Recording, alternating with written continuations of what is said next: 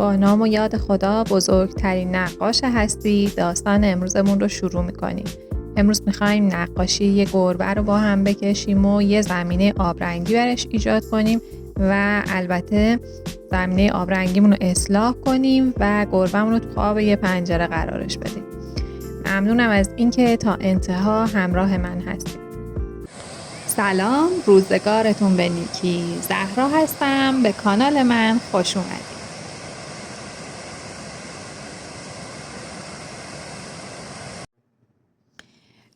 همونطور که تو قسمت قبل براتون توضیح دادم، من 2 تیشرت سفید داشتم که دوستم برام فرستاده بود تا براشون کار رو اجرا کنم. قسمت قبل کار دختر رو انجام دادم و این قسمت میخوام کار گربه رو براشون اجرا کنم.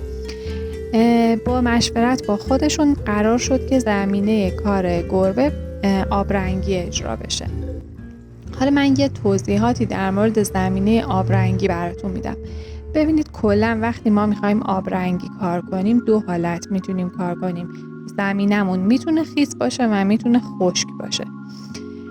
برای رنگ هم ما رنگ هایی که برای پارچه داریم 2 دسته هستن: اوپک و ترانسپرنت. رنگ های اوپک رنگ های غلیظ هستن و ترانسپرنت ها رنگ های رقیق هستن. قطعا رنگ های ترانسپرنت برای کار آبرنگی مناسب ترن، اما اگر شما رنگ ترانسپرنت نداشتید همون رنگ های اوپک رو با آب ترکیب کنید، رنگ های رقیق تری بسازید تا برای کار آبرنگی ازش استفاده کنید. من اینجا زمینه کارم رو اومدم کاملا با استفاده از یه قلموی درشت خیس کردم.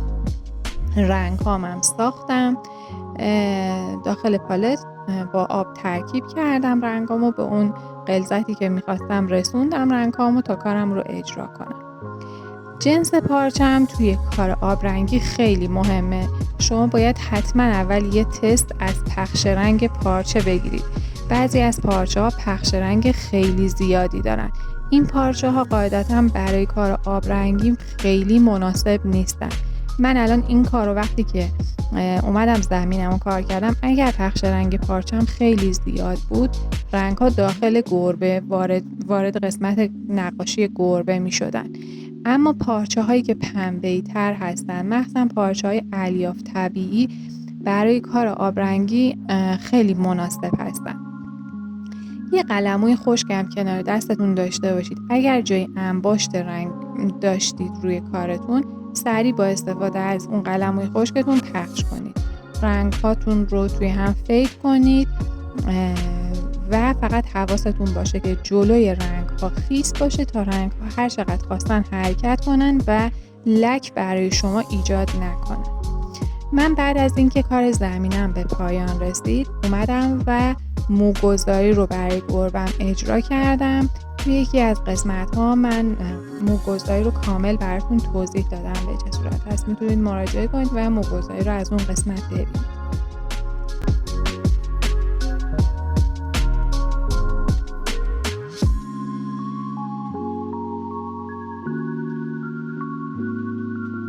در زمانهای قدیم در یک کشور آفریقایی پادشاه پیری سلطنت می‌کرد که پسری قد بلند و رشید و خوشقامت به نام سامان داشت. سامان عاشق دختر حاکم کشور همسایه شد و باهاش ازدواج کرد.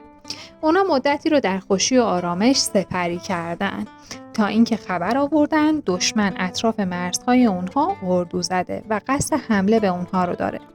از اونجایی که پادشاه پیر و ناتوان بود، به سامان گفت تو باید فرماندهی سپاه رو به عهده بگیری. اما هیچ کس به جز همسرش نمیدونست که سامان اگرچه هیکلی تنومند و ظاهری پر ابهت داره، بسیار ترسو و بزدله. سامان ماجرا برای همسرش تعریف کرد و گفت من باید از این کارزار فرار کنم یا یه بهانه‌ای بیارم که با سپاه نرم. همسرش که همیشه از ترس و بزدلی سامان ناراحت بود و میخواست هر طور شده به سامان کمک کنه، فکری کرد و گفت من لباس جنگی تو رو میپوشم و سوار اسب میشم و جلوی سپاه میرم. در این صورت همه فکر میکنن که من سامانم، بعد به دنبال من میان. سامان اول مخالفت کرد، اما دید چاره ای نداد. همسرش لباسها رو پوشید و سوار اسب شد و بدون اینکه حرفی بزنه با اشاره دست دستور پیشروی سربازها رو صادر کرد. سپاه دشمن که آرایش مصمم و مرتب لشکریان پادشاه رو دیدن، عقب نشینی کردن و از مرزهای کشور دور شدن. همسر سامان برای اینکه کسی بهش شک نکنه به سرعت به قصد برگشت. لباسها رو به سامان داد و گفت باید خودمون رو به لشکر برسونیم.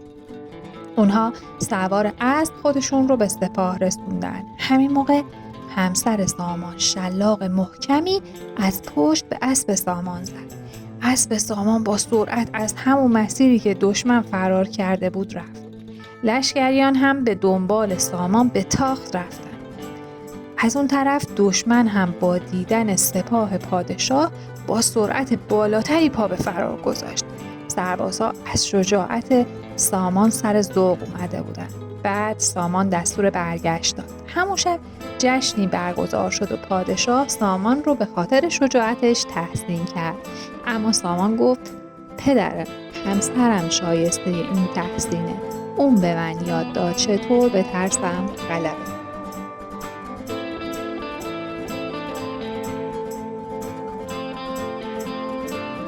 این شرایطی که میبینید وضعیت من زمانی که کار برام حالت فکری پیدا کنه.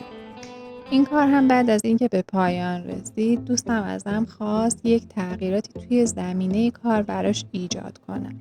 برای همینم منم کلی عکسای مختلف نگاه کردم تا اینکه در نهایت تصمیم گرفتم این گربه‌مو در قاب یه پنجره قرارش بدم. برای همینم یه گلدون زیر دستش کشیدم، چند تا گل توش گذاشتم و یه قاب پنجره و یه دیوار آجری پشت سرش کشیدم. کلاً وقتی شما کار نقاشی پارچه انجام میدید نباید بترسید از اینکه مثلا فکر کنید کار الان خراب شد دیگه نمیتونم اصلاحش کنم. مخصوصا وقتی که خب این کار الان روی یک پارچه سفید اجرا شده بود، یعنی ما زیرساز نخورده بود کارمون و زمینه کار هم آب رنگی کار شده بود، یعنی یک رنگ سنگین روی کار نیاورده بودیم. برای همینم جای اصلاح داشت، میشد بیایم کارمون رو اصلاح کنیم. من گل‌های این کار رو هم برای اولین بار با تکنیک ژستووا انجام دادم و برای خود من هم تجربه خیلی خوبی بود.